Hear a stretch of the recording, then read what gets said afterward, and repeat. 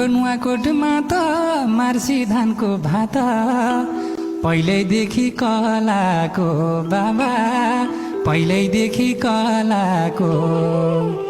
यस्ता टुक्का हान्नी तिमी आफै जानी कस्तो कला पलाको बाबा कस्तो कला पलाको हे भन्थ्यौ पहिला तिमीले लाज लाको डर लाको दोरी गाउन मैले हो कर लाको भन्थ्यौ पहिला